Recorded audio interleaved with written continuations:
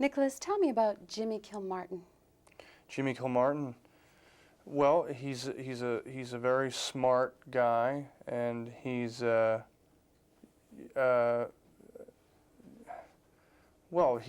Kilmartin is, David Caruso played it brilliantly, I thought. I mean, he's a, kind of a guy that could have gone the way of my character, which is Little Junior, who is sort of really on the darker side of things, but Jimmy didn't go that way. He kind of became a family man, which made him an interesting contradiction.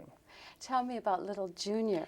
Well, Little Junior is another interesting contradiction, because he's a minister of death, I like to call him, because he is a brutal killer, but has genuine sorrow when his father dies, has feelings of honor, don't mess with the dancers, don't grab them, treat them with respect, don't fool around with that man's wife, so there's a code of ethics there.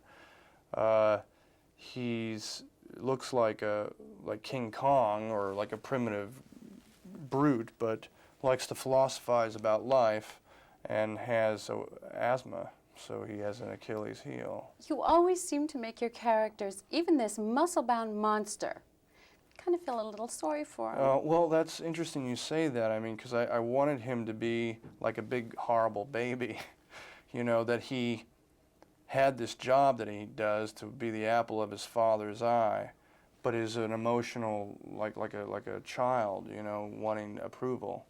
Tell me about pumping up for the role.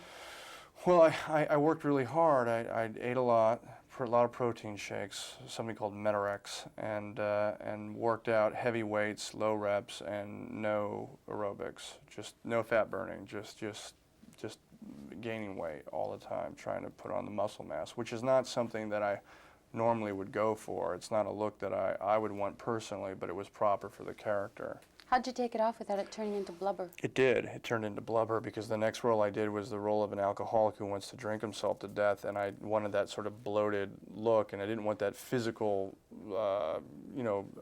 characteristic that Junior had, so I let it go, and it was kind of hard to get rid of it, and finally I have.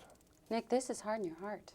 I know it is. That's why I'm not going to be doing that again. I stopped.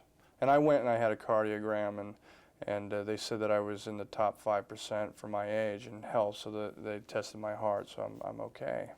Well, don't you do that too often. No, I'm not going to.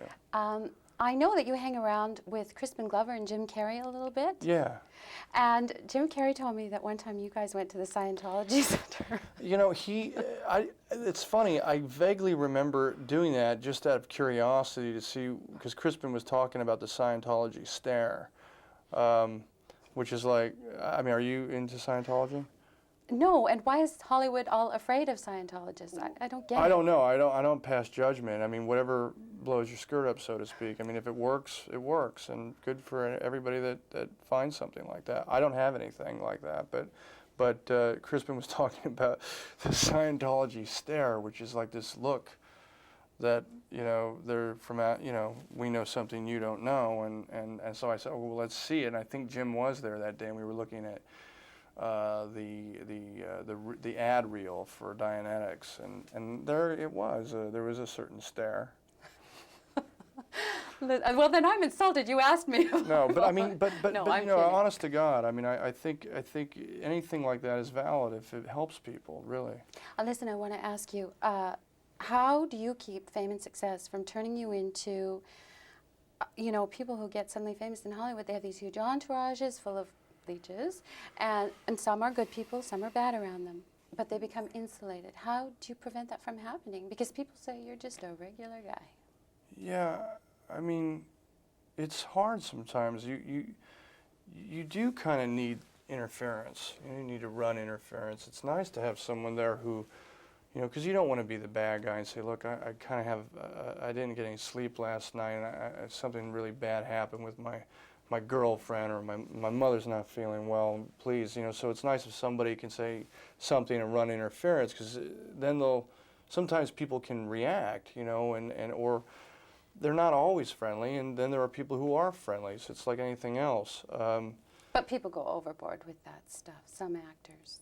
Yeah, well, sure. I mean, I don't have a bodyguard or anything like that. I don't have a, you know, I travel alone. Are you worried someone like Jim Carrey, it's going to happen to him with such sudden success and sudden fame? And Jim's really got his head on his shoulders the right way. I mean, it happened to him at the right time. He had lived life in such a way that he, you know, he's in his 30s and he has a maturity about him. And, you know, I'm sure it's an adjustment for him, but he's really got his heart in the right place. I mean, I can safely say that he's one of the few people that